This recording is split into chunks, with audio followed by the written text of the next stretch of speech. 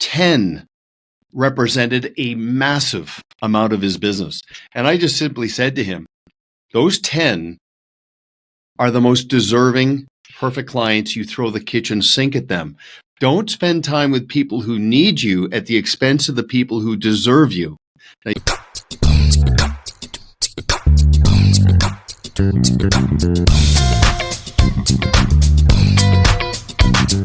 welcome to the Sales Problem Podcast, where we talk everything sales, success, and personal growth. Thanks for joining us. Let's get growing. Welcome back to the Sales Problem Podcast, and welcome to Season 3, Episode number 8. Here's what we're going to give you today. If you've never heard of these ideas, discovering the blue square method, the power of imprinting, and total client engagement, stay tuned for our expert guest, Duncan Macpherson, because there's going to be a ton of takeaways from this episode that you can apply to your business immediately. I'm your host, Daniel Burns, and I'm flying solo today. But I'm never really alone on the Sales Problem Podcast because we have two great podcast partners that we always shout out to. The big news that we just released on the last episode is that we have a new podcast partner. It's my favorite protein cookie, MamaT's Protein Cookies, who's just jumped on board with the podcast. Because sales reps, when you're out on the road and you're selling, your health matters. And MamaT's is my favorite treat to grab that's both nutritious and delicious. Over 20 grams of protein and very clean ingredients. I got introduced to this product when I was bodybuilding. And my favorite is the classic chocolate chip, although they've got 5 different flavors. And don't forget that you can pair that with our podcast partner, coffee. So today I am drinking Get Cranked, which is a dark roast coffee, a really nice blend. So pour a little crank coffee in your cup, get cranking, and start some sales growth. And don't forget to go and click in the show notes. And you can go to their shops. You can enter the Sales Problem 15. That's going to give you 15% off your order, and it's going to head straight to your door. You're going to be supporting 2 great Canadian companies as well as supporting the Sales Problem Podcast. It's not going to make Steve and myself rich, but we do put a lot of love out there and try to get some great stuff for our listeners. So now to the focus of the podcast. I'm so excited for today because we have Duncan Macpherson on the show. And let me tell you why we brought him on. This is a 2-for-1 type of episode because we were on Duncan's podcast called Always On, where Duncan talks about his passion for continually working on yourself and your business. And we had such a great conversation on sales together that we just had to have another round with Duncan, so we booked the call for today. Let me tell you about Duncan. He is the CEO of Pareto Systems. He's a best-selling author of the book, The Advisor Playbook. He's a keynote speaker on practice management, and he provides coaching for financial professionals. And hold on tight because we are going to talk everything sales on the podcast, A to Z. That's what we loved about Duncan. We totally connected on all the same sales topics. So we're going to jump right into the episode. Duncan, are you ready to solve the sales problem with us today? I am. And I'm also looking forward to my gift basket with some MamaT's and some CRANK Coffee down the road. The MamaT's is in the mail. I think that's what they say, right? I'll take it. Perfect. All right. So, Duncan, our first segment of the podcast is always the classic elevator pitch. We take our guests, we throw them on the elevator, and we get you to do your best 1-minute sales pitch, something kind of short and a great takeaway for our listeners on some big topics. So, are you ready to jump on the elevator with me and cover and tackle some big topics? I think so. Let's see what happens. All right. We're jumping in the elevator. We're pressing floor number 1. Ding, ding. Let's go. Duncan, tell me about the blue square method. Okay, well, thanks. And thanks for having me on. Blue Square Method is a book that a friend of mine and I wrote, Chris Jepson, and myself, and it's anchored by a concept known as ikigai, which by definition means our reason for being. So ultimately, what it's trying to do is help a fee-for-service professional, somebody who thinks for a living, try to be productive, helping them find that sweet spot between the how and the why. So the how is the process, consistency, being productive, predictable. The why is the purpose.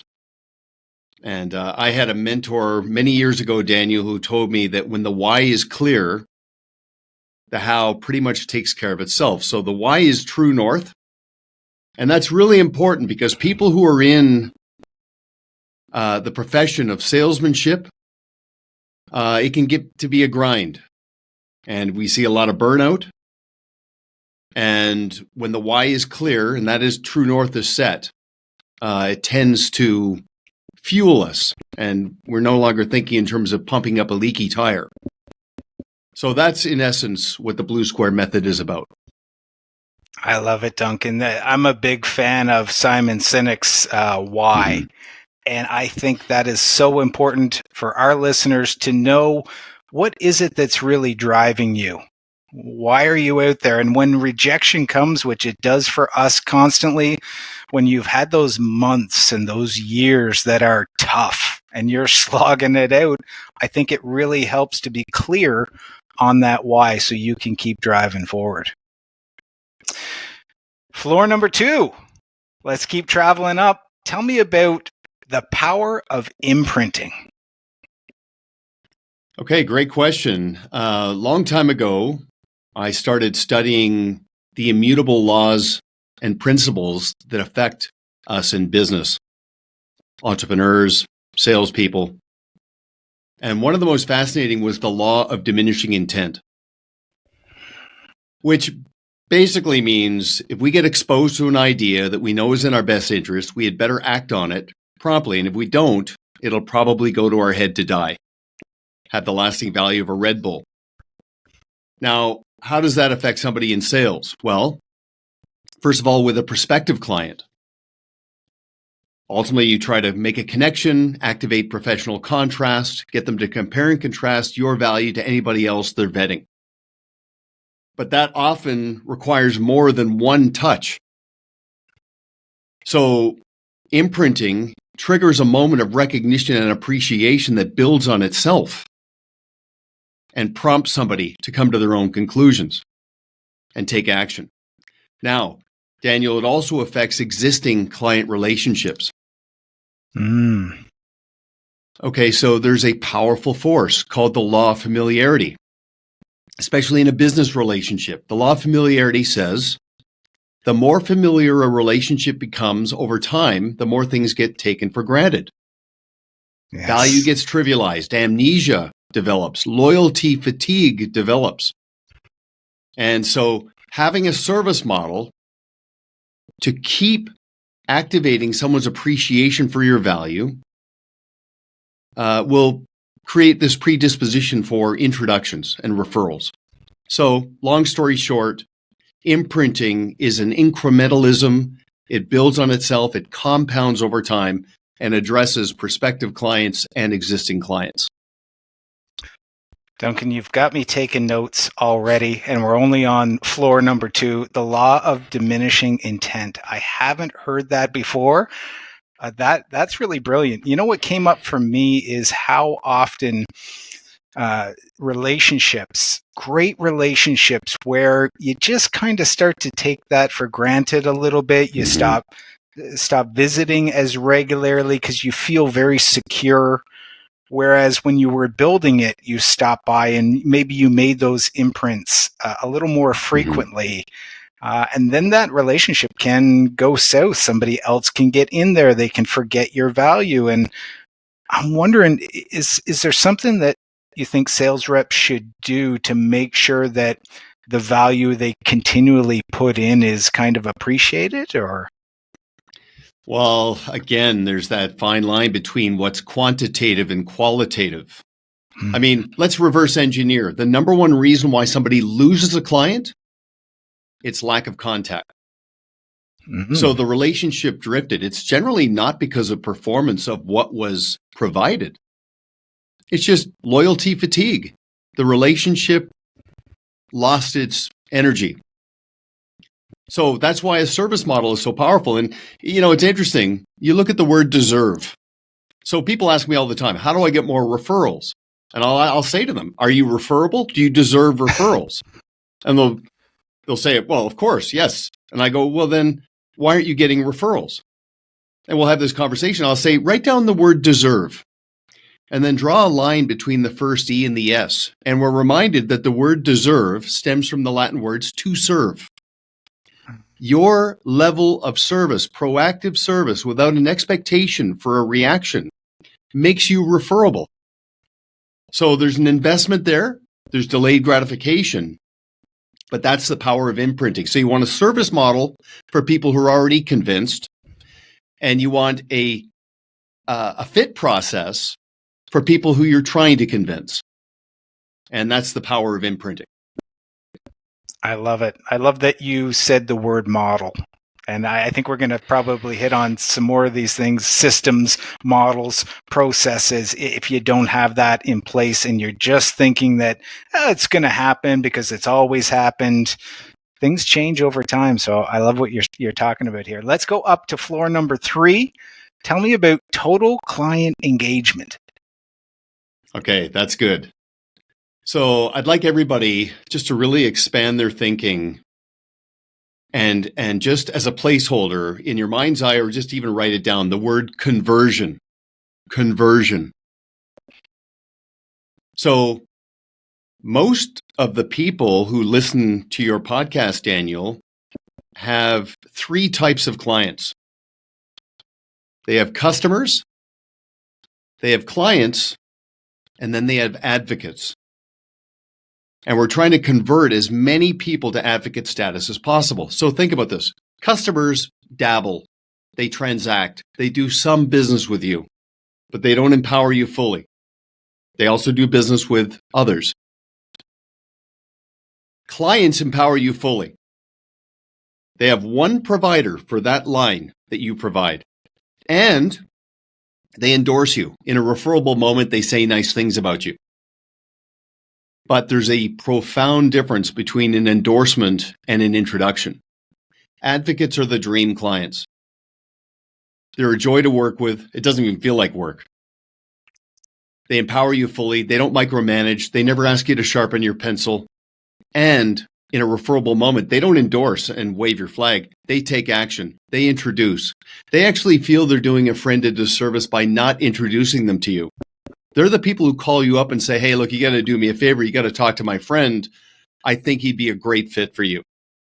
Okay. So if you've got 200 clients, you probably have a collection of customers, clients, advocates. The end game is to create as many advocates as possible. That's total client engagement.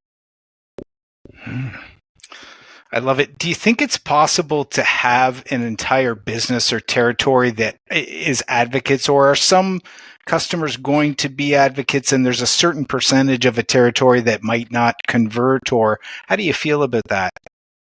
Yeah, again, depending on the scenario of the individual, but the ultimate objective at a minimum is to get a competitive dynamic where, as a friend of mine would say, the fish are jumping in the boat, like 50-50. So you're out there stirring the pot, attracting new clients, but at least 50% of your new clients are inbound. You're not chasing, you're attracting. You have advocates, strategic partners who are making introductions. And those people are so much more predisposed to becoming a client. They don't need a lot of convincing. I think it's a great point. What came up for me as you were saying that, Duncan, is that the number of clients that have shifted to advocates, and they weren't a client that I thought would become an advocate. And I kind of prejudged them a little bit and thought, okay, this is good, but you might not be my best customer.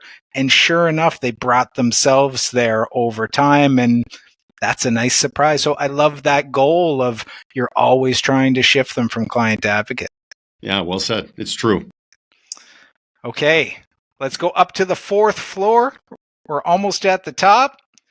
And I did a little bit of research, and I was surprised to see these exact words, the best version of yourself, which is something that is a big topic for me. So tell me about what becoming the best version of yourself means to you.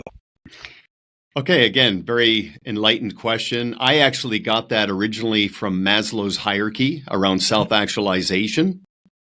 But I have all these little gentle reminders about the power of this concept. And it's funny, I said to a client of mine the other day, I said, who are you really competing with? Because sure enough, your clients are somebody else's prospective clients. And your prospective clients are somebody else's clients. So yeah, there's a competitive dynamic, but ultimately, and I'll just paraphrase Hemingway, who said, the goal is not to be superior to someone else, is to be superior to your former self.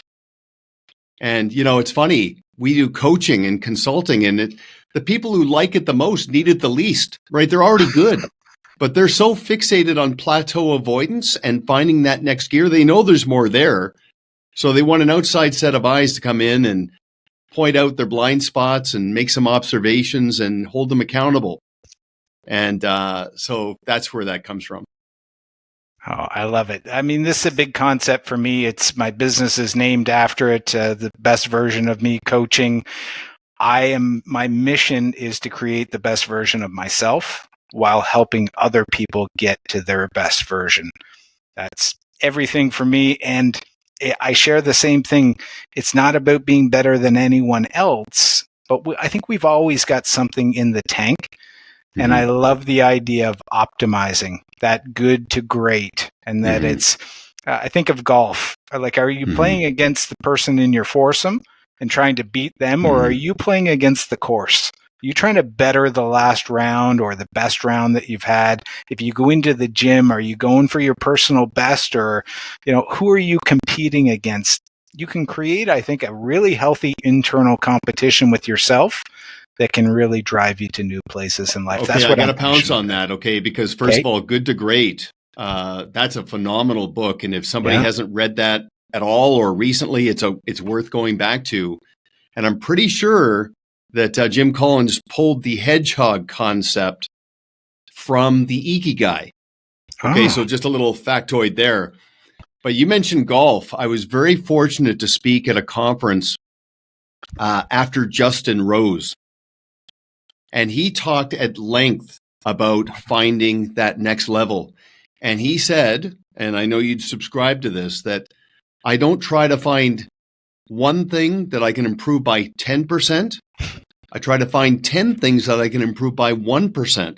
Those are meaningful. They're measurable. From an expectation management perspective, that's realistic. And I think that's what it means to get to self-actualization. Well, Duncan, you are setting up the next question for me really nicely, because it's part of the reason we do this podcast is because there are experts on so many different aspects of sales and business that have experience that myself and Steve don't have. And we bring them on knowing that everyone that comes on this show has one or two nuggets. We're not trying to completely change the world and get all these brand new ideas that nobody's heard of, but it can be those one or two little nuggets that somebody has that when another salesperson is on the way to a sales call and they hear it and they go, that's exactly what I needed. That's the insight that gets me to my next level. That's what this show is all about. So our audience is salespeople, business people, coaches. If they're driving to their next call, what is that nugget from Duncan that you can give them that nobody else can give them based on your unique experience, your background? What's your best one thing that you could share with our listeners? Oh, boy. Okay, so I'm not sure this is the best, but it's a philosophy. in the spirit of professional contrast and professional scarcity is just when you're meeting with a prospective client, don't think of it as a sales encounter. Think of it as an alignment and a fit process. Because I believe at the end of the day, your value is bought, not sold. You're not trying to convince somebody. You want to help them come to their own conclusion. So it's interesting. A couple of weeks ago, I was saying on a little webinar thing, I said, be the buyer, not the seller when you're meeting with a prospective client. And what I mean by that is let them know that you're vetting them. This is not you chasing new business. Let's see if there's alignment. Let's focus on the long-term relationship. Let's see if it's a good fit. And there's many elements around positioning, not pitching. And I have to tell you, back to our original point about the why, there is a higher level of fulfillment that comes from this. And here's the KPI. Okay, here's the ultimate goal that's measurable. And I'm sure everybody listening has had this happen before. You're meeting a prospective client. You've set the expectation. It's a 1-hour meeting. You've got an agenda. There's no hidden agenda, right? It's just, let's see if there's an alignment. And halfway into the meeting, the prospective client says to you, you know what? I've heard enough. I just want to become your client. I'd like to take action. What's the next step? Where do we go from here? You're not trying to convince them. They're convincing you. They're so at ease. There's chemistry. There's compatibility. So, Daniel, that's the philosophy of stewardship over salesmanship, attracting, not chasing. It doesn't resonate with everybody, but I think that is, a pretty reasonable insight. Well, I really resonate with that point. And I can tell you that I can even still remember the day being a young salesman when that shifted for me, because I didn't have a whole lot of training and I just started pounding on doors, business to business. And I kept getting rejection after rejection. And I remember speaking to a more senior salesperson on the team and them telling me, hold on a second, you're missing the whole qualifying thing. Mm. Like maybe they don't fit for you. What if you went in and took a different approach and said, I'm just trying to figure out whether we've got something here. And you were also qualifying them before trying to sell to them. And I remember the first few times I took that approach and I went, that was the missing piece. It really shifted. The serious students around persuasive impact, when they understand the connection between caveat emptor and caveat venditor. So caveat emptor, buyer beware. Okay, so everybody you're meeting for the first time has a degree of skepticism. Why? Well, it's their frame of reference, things that have happened in the past. It's natural skepticism. Caveat venditor is seller beware. Okay, how you start a relationship will have a profound impact on how it's going to unfold over its lifetime. So if you're beginning with the end in mind, meaning I want an advocate, I want to deserve introductions. So I'm going to start the relationship off respectfully, professionally. And let's be honest, you know this, the bar is low. There are a lot of hunter-gatherers out there, eat what they kill, and as soon as they make the deal, I mean, that person's almost dead to them. They move on, right? So just build on that. Caveat emptor, caveat venditor, stewardship, attract, don't chase. It's the long game. That's where the fulfillment is. Duncan, I think I could go right down the rabbit hole and keep talking to you about this, because this is one that I'm seriously very passionate about. That caveat emptor, the buyer beware. I really see it in the eyes of people when you come through the door as a salesman, and there's that, like, they're just almost ready to hide in a corner or try to get away. And I wonder whether or not that's getting worse in our society. When you think of the internet scams and, the catfishing that happens, people pretending to be this, but there's something else, and everybody seems hyper guarded. And as a salesperson, I think that, I think that might get worse. And we really have to think about how we're approaching and how to lower the guard in order to try to create a connection, because a lot of us are there for the right reasons. We're there to serve, but everybody gets treated with the same brush until you can break down those walls. Well, I have to add to that, because you're absolutely right. And I mean, think about this. You've got the attention of a prospective client. They've agreed to meet with you for the first time. You're heading to the meeting. You have to put yourself in their shoes. Are they looking forward to this meeting with anticipation or apprehension? It's probably a little of both. They like the conversation. They have an unmet need that they think maybe you can fill. There's some anticipation. Why is there so much apprehension? Overpromise, underdeliver, right? Just mediocrity. So they are guarded. When you go in with an agenda, with no hidden agenda, with respect, and with the mindset of a magnet, it disarms, it creates predisposition. So I completely agree with what you said. So Duncan, what do you think that this kind of part two of the first question, what do you think is really missing when it comes to people selling or goal setting? What's one missing puzzle piece that you think is important for people listening to consider? I mean, I do not want to oversimplify it, but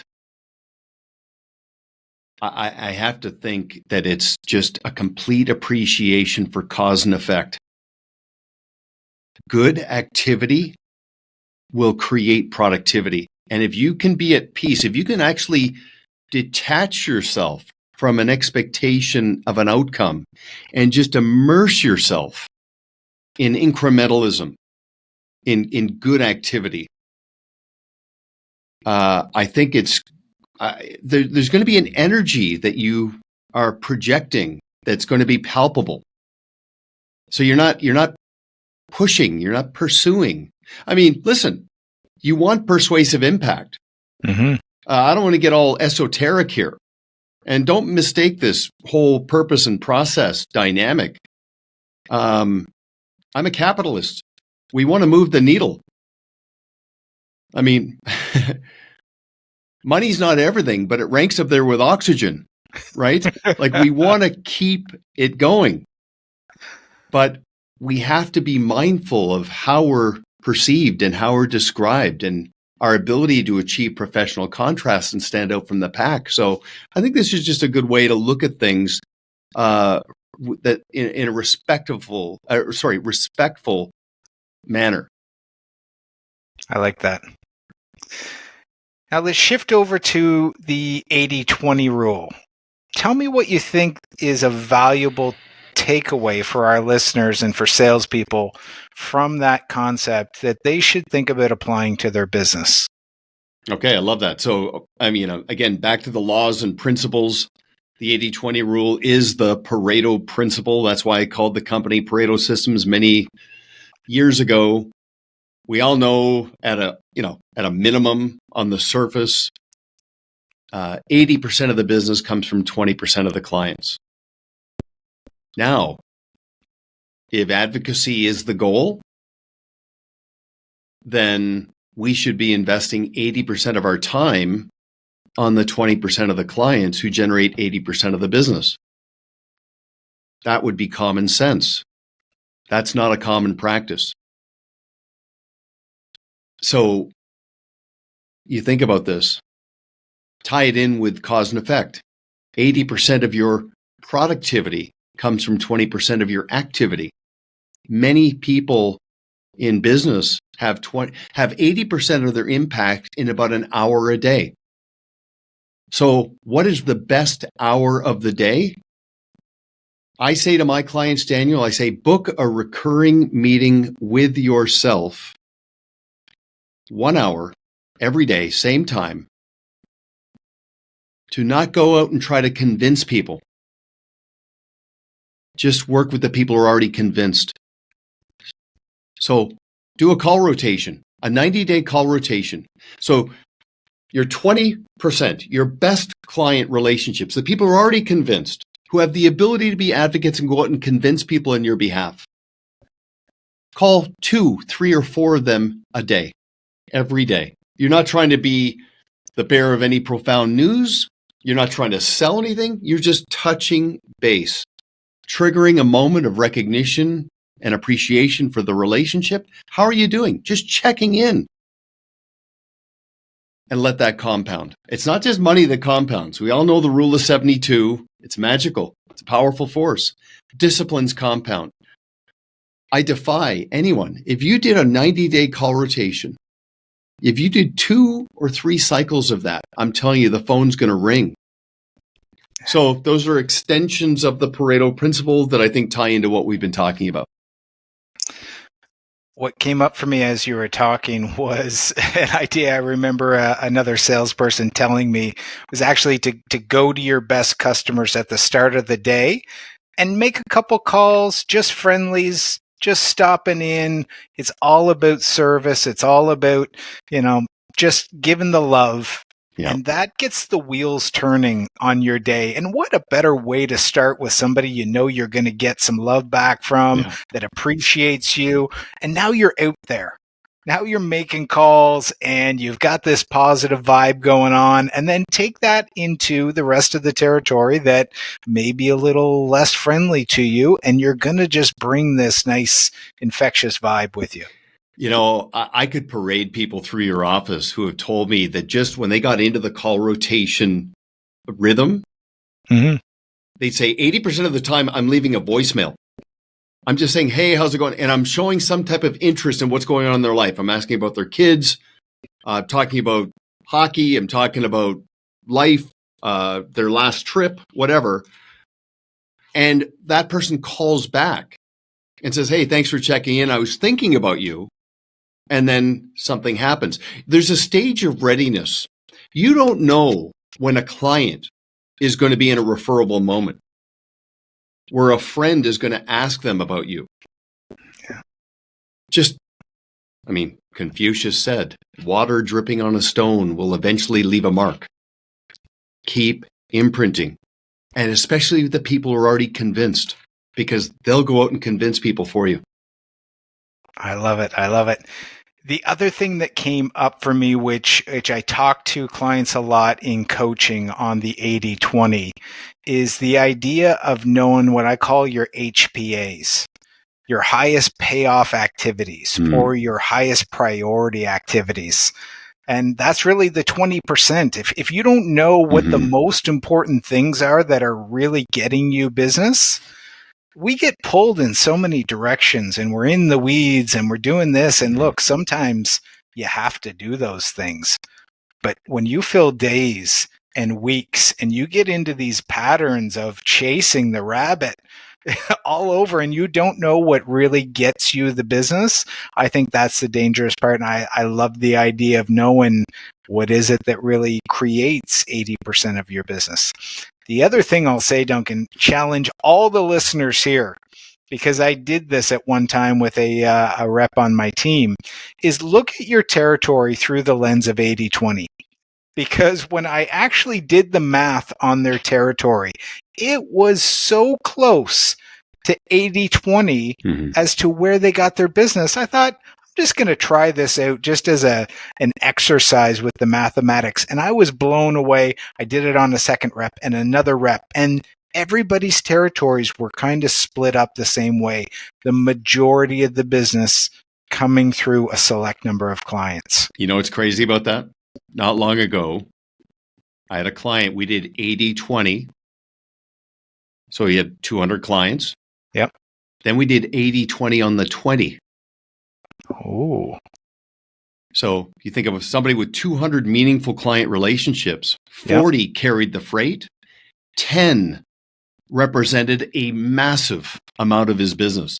And I just simply said to him, those 10 are the most deserving, perfect clients. You throw the kitchen sink at them.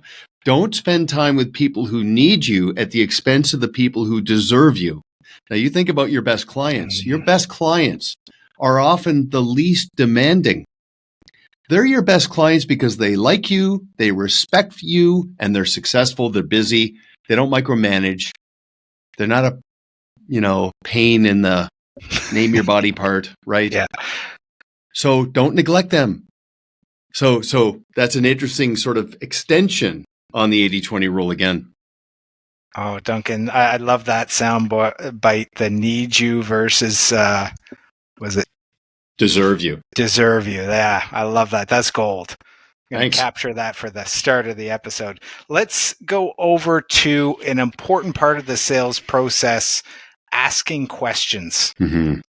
If you could only pick one question that you could ask as a salesperson, what do you think the most important one is? With a prospective client.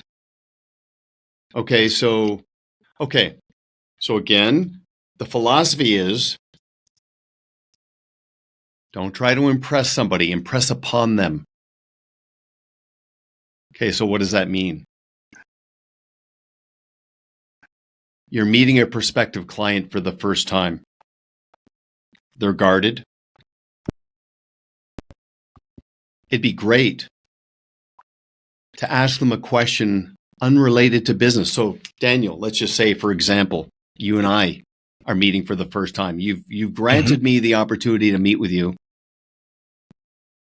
And I've laid out the agenda. I say, hey, Daniel, thanks for making the time. I really appreciate this. You're a busy guy. I just have to ask, getting ready for this meeting, I did a little research on you. And I couldn't help but notice that you're really involved with the food bank. And I that's near and dear to my heart. I'm just wondering, how did that all come together? There's chemistry. I'm not trying to be interesting. I'm interested. Now, some people say, oh, come on, this is a tactic. Get down to business. See if there's a fit. Qualify. Fair enough. You live by the rules you set. I'm just saying, rapport, trust, chemistry, be interested, do some due diligence, and then just embrace the Socratic method. Many issues are 2 or 3 questions deep, but the world has gotten so weird, so noisy. The signal is just humanize it all. Just be real and see where it goes. Yeah, the word that's coming up for me is connection, because sometimes you are 2 or 3 companies all competing for the same client. And is the product really different in a lot of cases? Sometimes maybe it is. A lot of the time it's pretty close. So if you're not taking the time to create the relationship, the connection, the chemistry, like you said, I think that can be the differentiator when everything is even. What tips the buyer to you versus somebody else? Is it because somebody else created a stronger connection with that client? Well, and that's how you decommoditize your value. I mean, if you're representing a product or a solution that they can get somewhere else, it's commoditized. So how do you decommoditize? You connect on a different level. And it's not downplaying or trivializing the importance of technical ability, the core competency of your solution, but that's a given. Get there with the energy of predisposition where somebody wants to believe, they want to buy in because they like you, they trust you, and they realize that you're not coming in there with a obvious agenda just to try to make a sale. Yeah. So next question is, how do people stand out then as being different? I mean, there's so many Me Too's. How does somebody get noticed with the fact that there is so much noise in the marketplace? How do you break through How do you stand out as a salesperson these days? Give us your thoughts on that. It's good. So first of all, there's curb appeal, right? The first impression, very important. It's like staging a home, like you got to have and make sure that there's an impact right up front. But then you have to bookend that with another law, and that's called the law of resonance. And the law of resonance actually says that the value of what you say begins at the end of the conversation.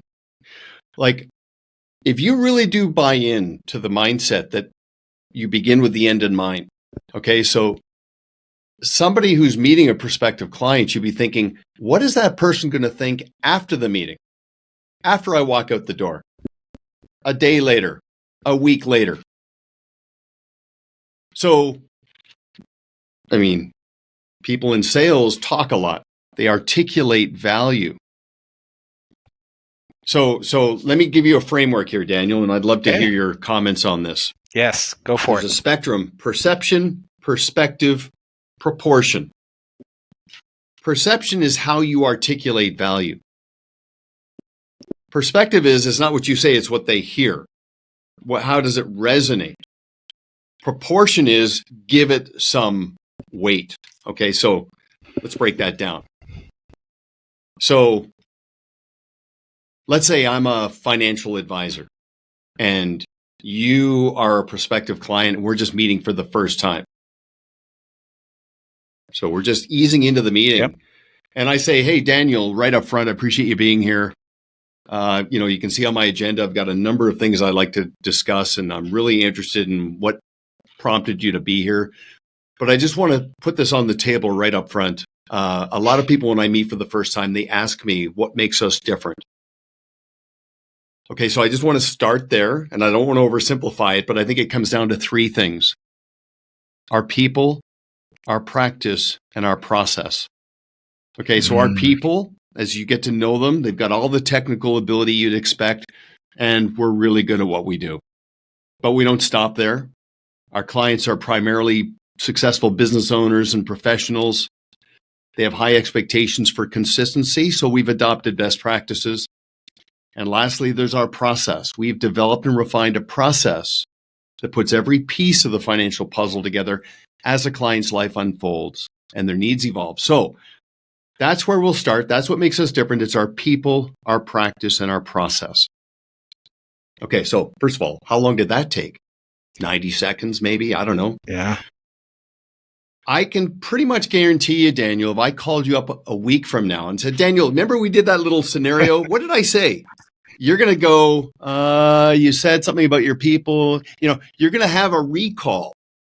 3 Ps. Now, here's 3 Ps. Beautiful. See, there's a framework. There's order. Now, here's the thing. It's not what you do that matters. It's what your value does. And does that align with what somebody wants? What does somebody want? They want liberation and order. Just get this right. Liberate me to go live my life. Here's the thing. Articulating value must have brevity, specificity, and be proprietary. Okay, so brevity. I don't talk about talking about things and data dump. I get to the point quickly. Yeah. Specificity. 3 things. PPP, right? 3 things. Proprietary. You can only get this from us. Okay, so there's others out there that are in this space, but this is proprietary to us. So again, I'd love your feedback on that, but that's perception, perspective. Now, where's the proportion? Client testimonials, reviews. So the website should be filled and, somebody should be directing. Hey, Daniel, don't take our word for it. You should really carve out some time and listen to what our clients are saying. I'll give you an example. So a financial professional, they had a video done of a client. Okay, like for example, there's a solution called Vocal Video. It's an app you can put on a phone. You can get a client testimonial on the spot. The one I'm talking about here, that's kind of homemade. This was a little bit more professional, but here's what happened. Financial advisor had a client who passed away. Now they have to deal with the widow that they didn't have much of a relationship with, and she was overwhelmed. Grief, uncertainty. And the team just navigated her through that. And after all was said and done, that client did a testimonial for the team. And, she's sitting in an Muskoka chair, Adirondack chair in her backyard.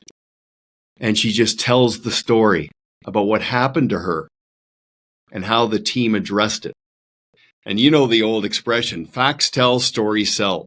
Yeah. When you get a client to tell your story, now you've got the full spectrum of perception, perspective, proportion. So there's a lot there, but I'd love your feedback on that.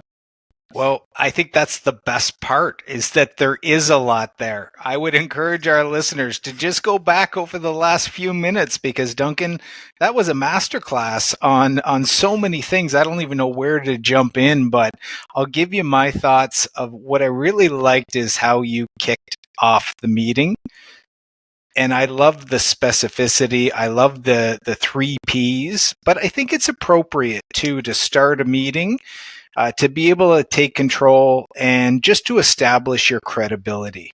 I think it's really nice. The first thing that you can say is, okay, here's why I'm here, and here's why I'm different, and here's what I can do for you.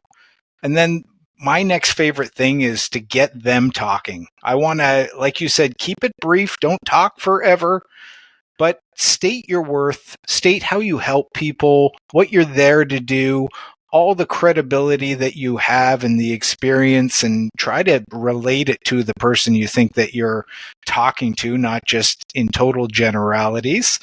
But I love to turn it back to them. And if I had one question to ask, it's always, is there something in this meeting that you'd really like as a takeaway? And you've already said it on this podcast. It's like putting yourself in their shoes. What do they want? I think a lot of the times people come into a meeting and they think, okay, I have to get this or this, and a couple things they want answered. And I want to give them the space to give that to me right away, but not just for the things they're going to give me, for the conversational aspect to start the back and forth, knocking the ball across the net. It needs to be a back and forth. It can't just be you hitting serves at people.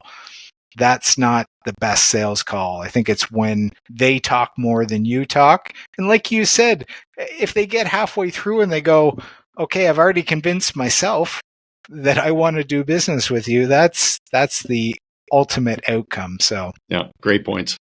Yeah. So to my favorite question, Duncan, we haven't asked this on the podcast in a while, so I wanted to bring it back. But in the first couple seasons, we always asked, we love train wrecks. We love the stories that really keep it real on the podcast, because I think, everybody's got them, and we bring on people who are experts and who have written books. But let's face it, as shiny as everybody is on the podcast, we all know that we've had failures, and I would love to hear some of yours. Tell me a bit of time where you've made some calls that it didn't work out the way that you wanted to. You fell on your face. You had to pick yourself up, dust yourself off. And is there a lesson from that, your favorite failure that you could share with the audience?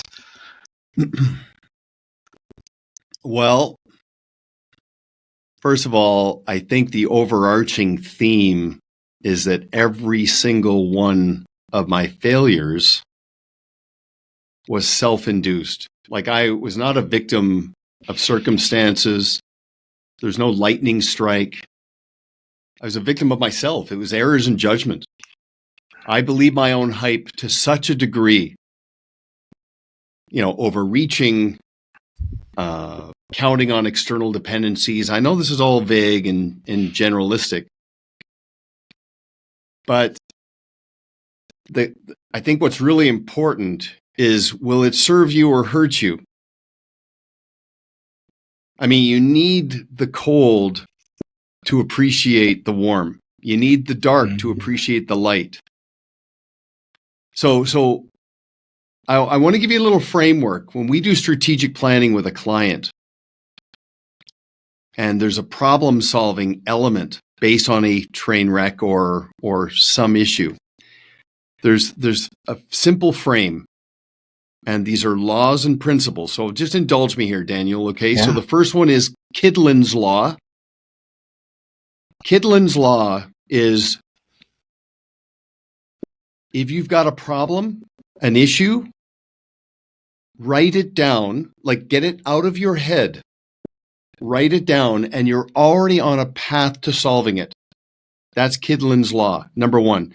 Number two, Occam's razor, which, as we all know, is just generally, more often than not, the simplest solution is the shrewdest move. Now, number three, Occam's broom. Occam's broom is don't be so fixated on your opinions that you're not going to allow somebody else to challenge that.